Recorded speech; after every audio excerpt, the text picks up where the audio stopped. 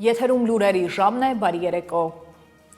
Եվ այսպես Հայաստան-Թուրքիա հարաբերությունների կարգավորման շրջանակներում ձեռք բերված պայմանավորվածությունների համաձայն Կարսում տեղի է ունեցել Գյումրի-Կարս երկաթգծի վերականգնման և գործարկման Հայաստան-Թուրքիա համատեղ աշխատանքային խմբի հանդիպումը։ Տարածաշրջանի տրանսպորտային հաղորդակցությունների ընդլայնման համատեքստում կողմերն ընդգծել են Գյումրի-Կարս երկաթգծի շուտափույթ գործարկման կարևորությունը։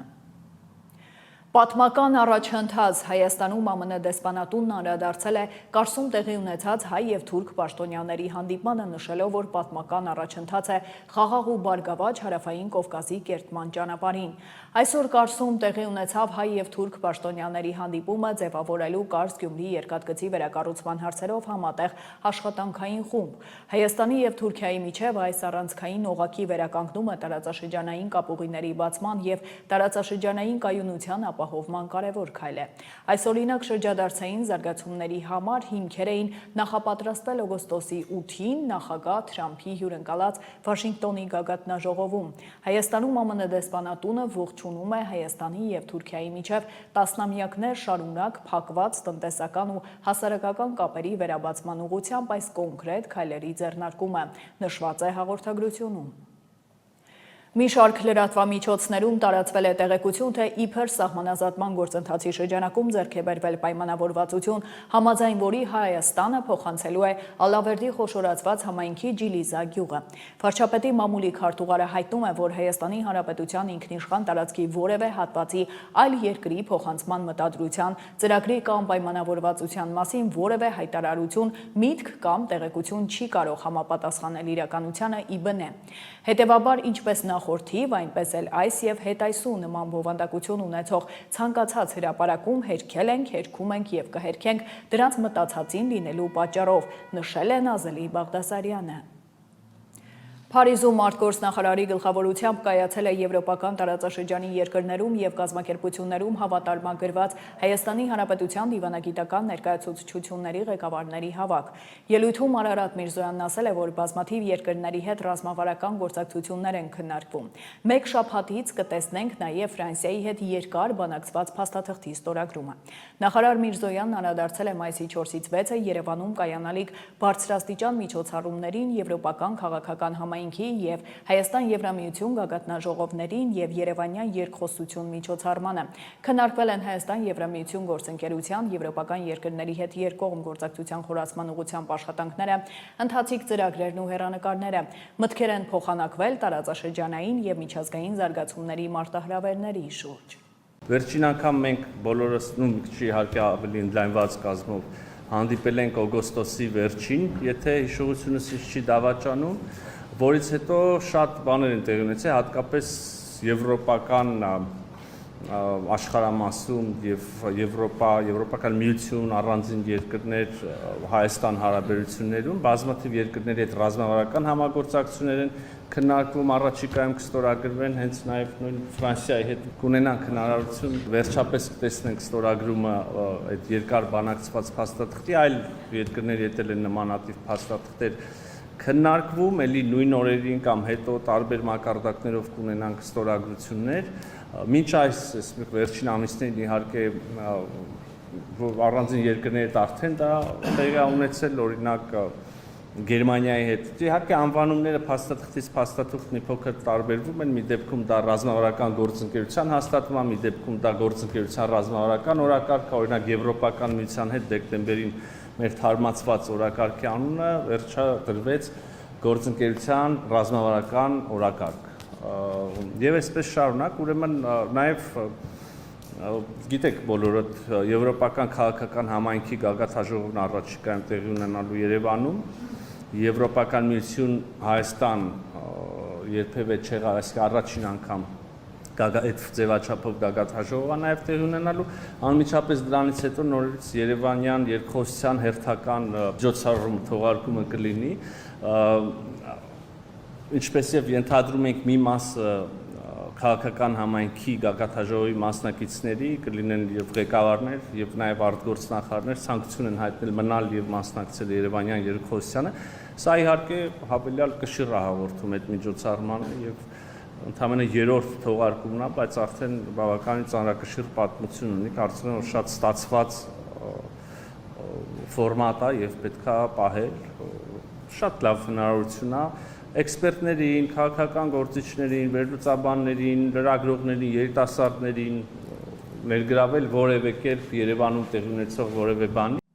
Շարունակենք, նոր կենսաչափական անձնագիրն արտացոլում է մեր ինքնությունը, պատմամշակութային ժառանգությունն ու պետականությունը։ Վարչապետն աշխատանքային քննարկում է ունեցել ներքին գործերի նախարարի հետ։ Ներկայացվել են կենսաչափական անձնագրերի եւ նույնականացման քարտերի նոր համակարգի ներդրման ուղղությամբ իրականացված աշխատանքները։ Նիկոլ Փաշինյանը նշել է, որ ներդրման գործընթացն ավարտական փուլում է եւ դրանք քաղաքացիների համար հասանելի կլինեն 2026 թվականի աշնանից։ Արփինե Սարգսյանն էլ ընդգծել է, որ նոր համակարգի ներդրման նպատակն է ապահովել անձահաստատող փաստաթղթերի համապատասխանությունը միջազգային բարձր չափանիշներին, մասնավորապես քաղաքացիական ավիացիայի միջազգային կազմակերպության պահանջներին։ Ներկայացվել է դիզայնը, ընդգծվել, որ փաստաթղթի ձևավորման մեջ արտացոլված են հայկական ինքնությունը, պատմամշակութային ժառանգությունն ու պետականության խորհրդանիշները։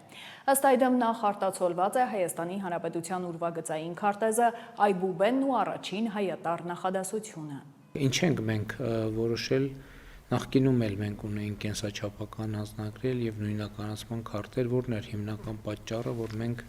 նոր համակարգ ենք ներդրում։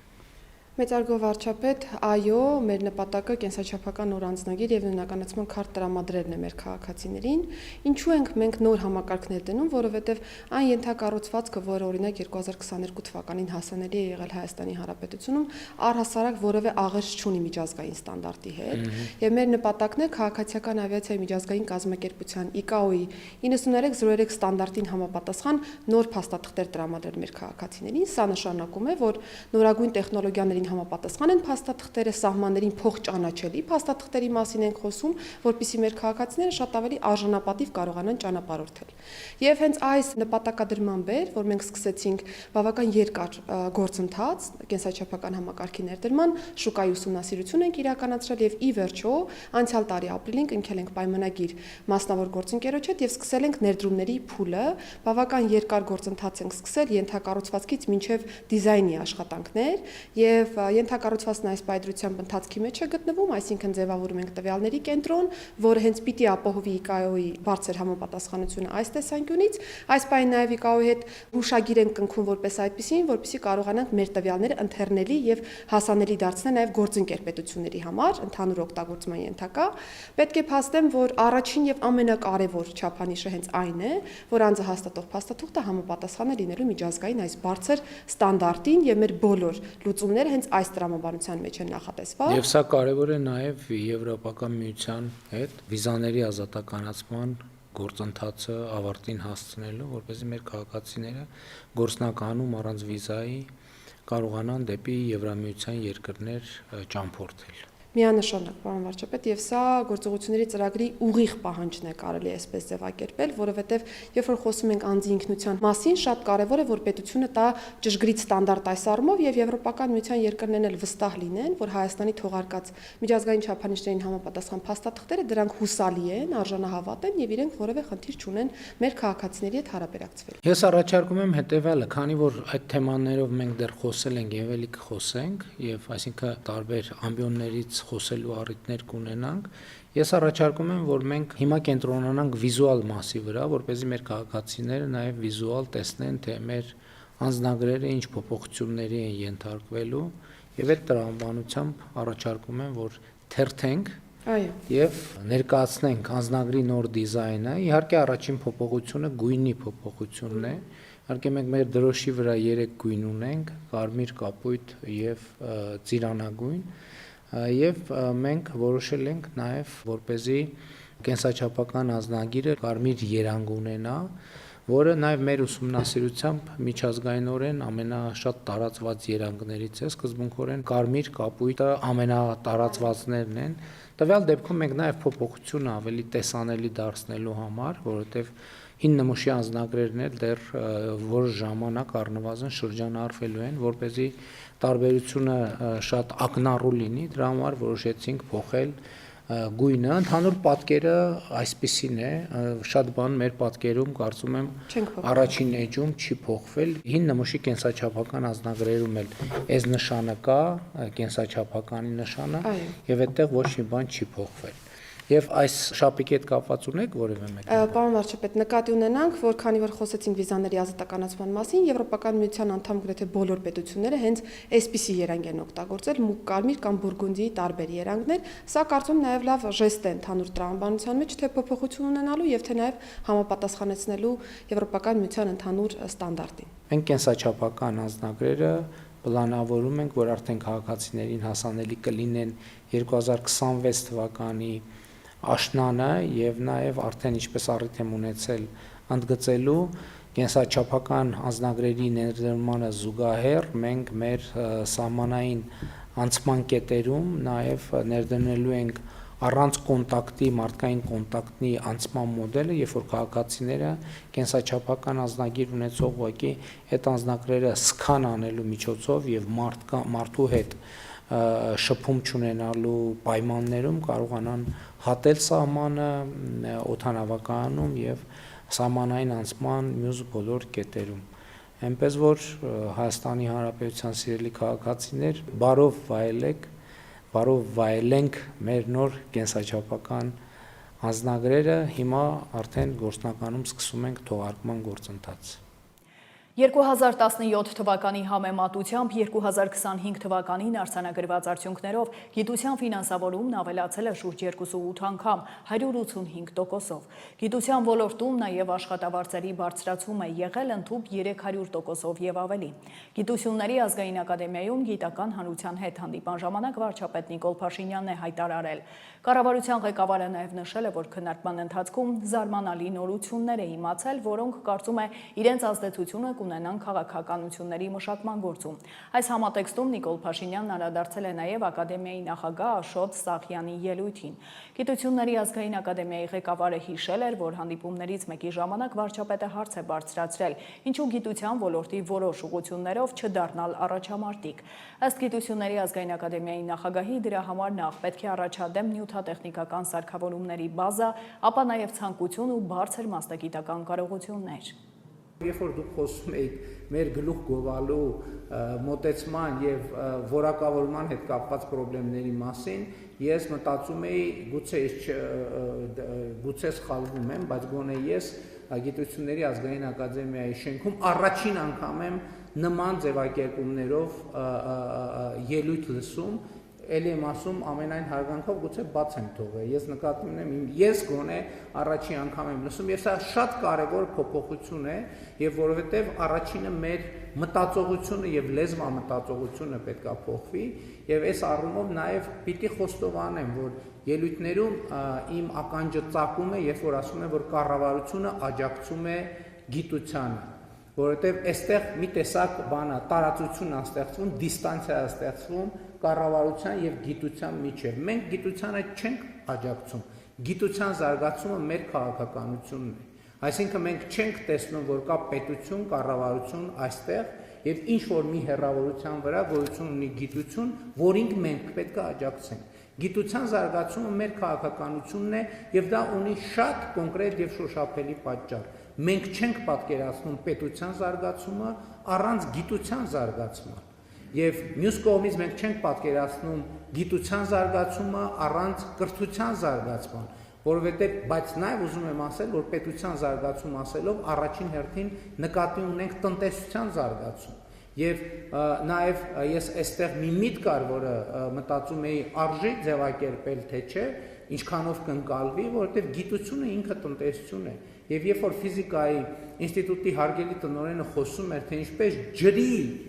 կոմունալ ծախսի կրճատմամբ կարելի է ավելացնել գիտության ֆինանսավորումը, սա ցույց է տալիս, որ գիտությունը ինքը տնտեսություն է, որովհետև գիտության կառավարումը եւ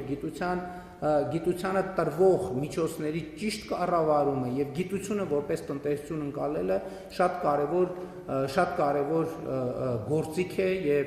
շատ կարեւոր գործիք է, որը լուծում է բազմաթիվ խնդիրներ։ Եվ ես էլի հիշում եմ բազմաթիվ դրվագներ վերջին տարիներին գիտության ոլորտի հետ մեր առնչությունների։ Ես հիշում եմ, թե ինչպիսի երկար տանջանքների եւ տառապանքների արդյունքում հնարավոր եղավ, որ ֆիզիկայի ինստիտուտում այդ իզոտոպերի արտադրությունը տեղի ունենա, որը առողջապահության ոլորտում այսօր օգտագործվում է եւ ակնհայտորեն դրա օգտագործումը ավելի կընդլայնվի մանավանդ առողջության ապահովագրության համակարգի ներդրման պայմաններով եւ այստեղ շղթայական մենք process ունենք մի կողմից մեր գիտական հաստատությունում լրացուցիչ ֆինանսական միջոցներ են մտնում մյուս կողմից մեր առողջապահության համակարգը ստիպված չի լինում գումարները երկրից դուրս հանել, որովհետև նախկինում դա արտահանվում էր, ընդ որում ես ինչքան ինձ հասցրել են ասել, այդ իզոտոպները շատ կարճ կյանք ունեն եւ իրենց արտադրության եւ օգտագործման ժամանակահատվածը շատ կարճ է եւ նաեւ մյուս կողմից մենք մասնավորապես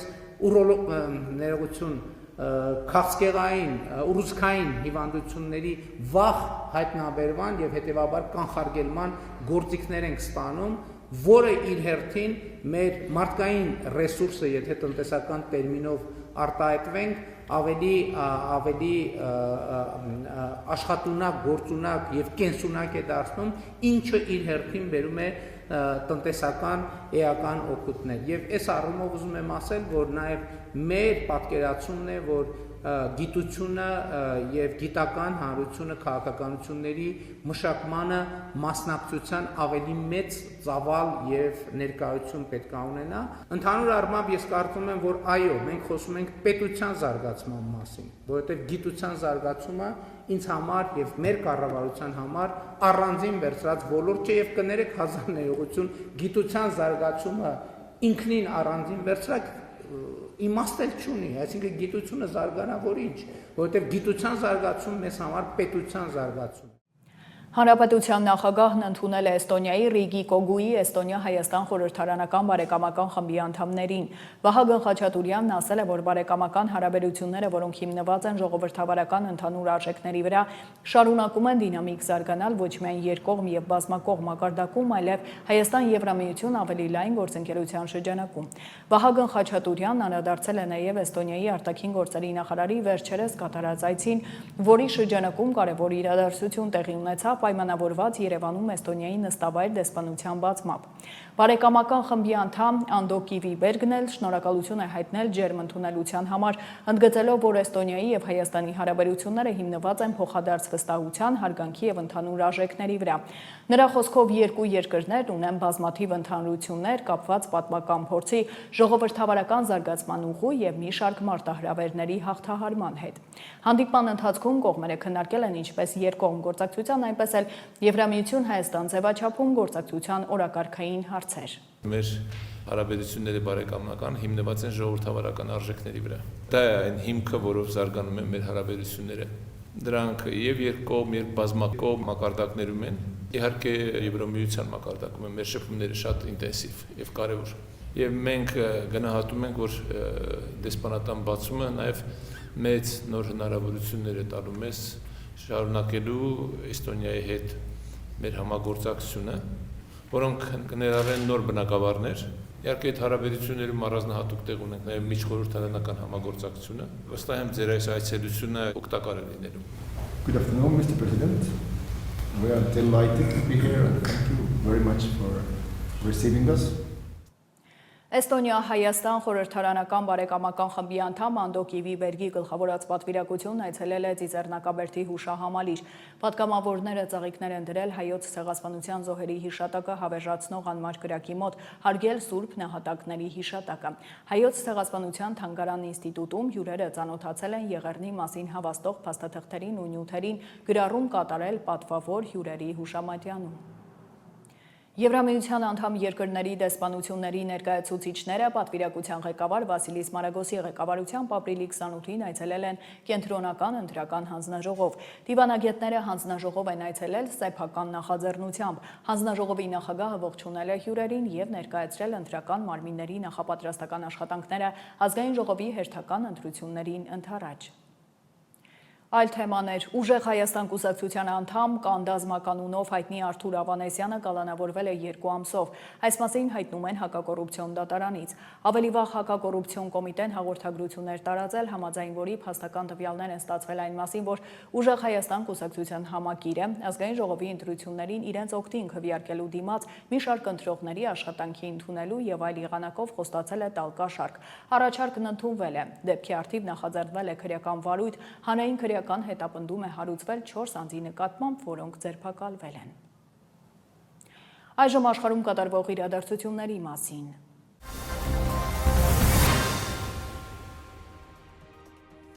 ԱՄՆ պետքարտուղարը հայտարարել է, որ Իսրայելը ամերիկյան գործողությունների արդյունքում Իրանը սպառել է հրթիռային ներուժի մոտավորապես կեսը։ Մարկո Ռուբիոյի խոսքով Իսլամական Հանրապետությունը զրկվել է նաև արտադրական կարողություններից։ Նա նաև կարծիք է հայտնել, որ Թեհրանը այժմ փորձում է ժամանակ շահել բանակցություններում։ Պետքարտուղարը նշել է, որ իրանցիները փորձառու եւ հմուտ բանակցողներ են, ուստի Վաշինգտոնը պետք է չափազանց զգույշ գործի։ Սպիտակ տունն էլ կրկնել է, որ ամերիկյան կողմն ունի բոլոր խաղաքարտերը եւ կընդունի միայն այնպիսի գործարք, որը կբխի ամերիկացիների շահերից։ Իրանից արձագանքել են, բանակցությունների հարցը օրակարգում է։ Արտգործնախարար Աբբաս Արաղչին պնդել է, որ Դոնալդ Թրամփն է խնդրում բանակցություններ անցկացնել։ Նրա խոսքով ԱՄՆ-ին չի հաջողվել հասնել իր նպատակներին։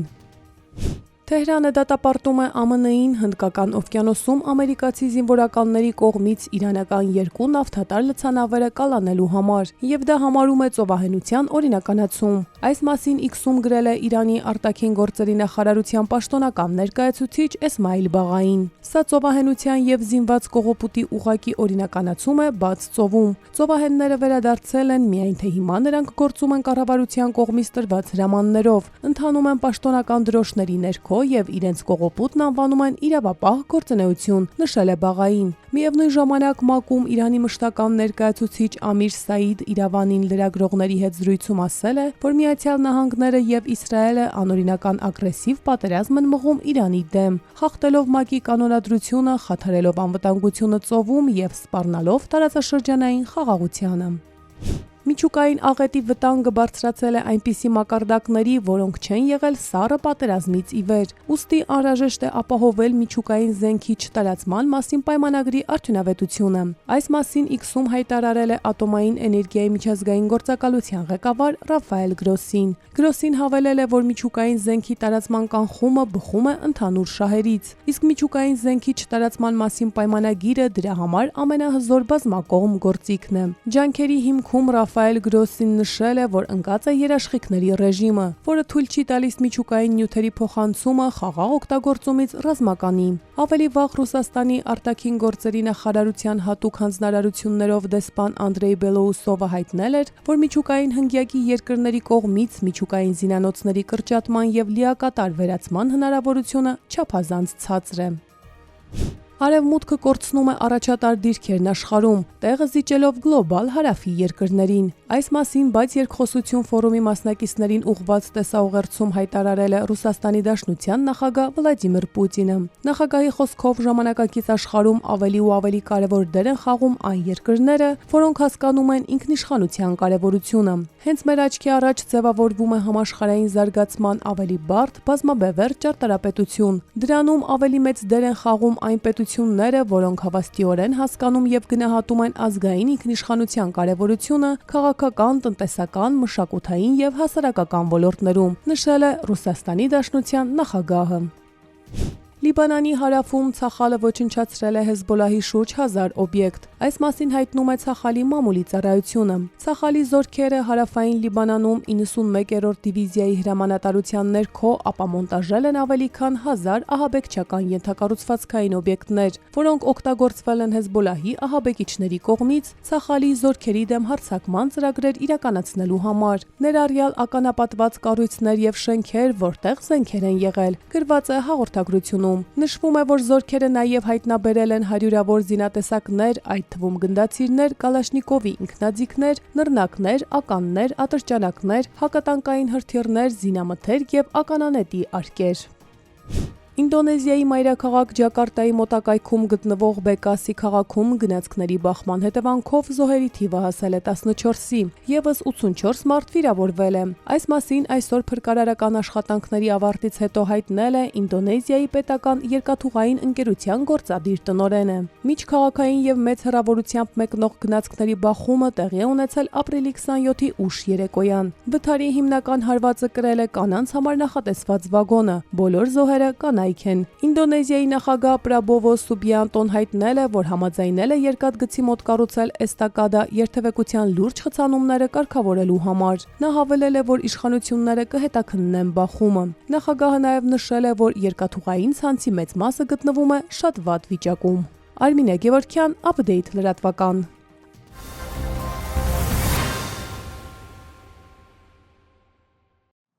Գիշերը Քաջարան քաղաքից դեպի Մեղրուս արտանող ճանապարհին տեղի է ունեցել պատահար, դեպքի վայր է մեկնել Հրշեջ փրկարարական ջոկատներից 2 մարտական հաշվարկ։ Պարզվել է, որ Քաջարան-Մեղրի ճանապարհի 14-րդ կիլոմետրի մոտակայքում Peugeot մակնիշի մեքենան դուրս է եկել ճանապարհի երթևեկելի հատվածից եւ մոտ 100 մետր գլորվել ձորը։ Բժշկական կենտրոն է տեղափոխվել 4 քաղաքացի, որոնցից մեկը մահացել է։ Փրկարարները հոսանքազրկել են մեքենան։ Բյուրեղավան համայնքում իրականացվել է խմելու ջրի նմուշառում, որի արդյունքում հայտնաբերվել են շեղումներ, կոլիֆոր մանրեներ։ Հիվանդությունների վերահսկման եւ կանխարգելման ազգային կենտրոնից հայտնում են, որ կենսաբանական նմուշների հետազոտություններով հայտնաբերվել են ռոտավիրուս, ադենովիրուս, ինչպես նաեւ էնտերոհեմորագիկ եւ էնտերոախտածին կոլի խմբի ախտածիններ։ Ձեռնարկվել են համապատասխան միջոցառումներ, պատկան մարմիններն իրազեկվել են։ Ներկայում իրավիճակը գնահատվում է վերահսկողության տակ, բռնկման ակտիվ տարածում չի արձանագրվում եւ համաճարակաբանական տվյալները վկայում են գործընթացի մարման մասին։ Բյուժօգնության դիմաց, ինչպես ամբուլատոր, այնպես էլ ստացիոնար բուժում ստացող բուժառուների վիճակը բավարար է, նոր դեպքեր չեն արձանագրվել, ասված է հաղորդագրությունում։ Հիշեցնեմ, ապրիլի 21-ին շտապօգնության բազմաթիվ կանչեր էին գրանցվել փսխումների, սրտխառնոց, ջերմություն ախտանիշներով։ Նախքան նմուշառումների պատասխանը ստանալը համայնքապետարանը եւ պոլիկլինիկայի տնօրենը հորդորել էին չօգտագործել ջուր կամ այն օգտագործել եռացնելուց հետո։ Եվ եղանակ հանրապետության տարածքում շրջանների մեծ մասում վաղը սպասվում են տեղումներ, լեռնային հատվածներում թավծյան տեսքով։ Այսքանը դուք դիտում եք Update լրատվականը, հիշեցնեմ վայրկյաններ անց վերլուծությունն է նոր անձնագրերի մասին, բաց չթողնեք, իսկ ես ձեզ հրաժեշտ եմ տալիս, հաջողություն։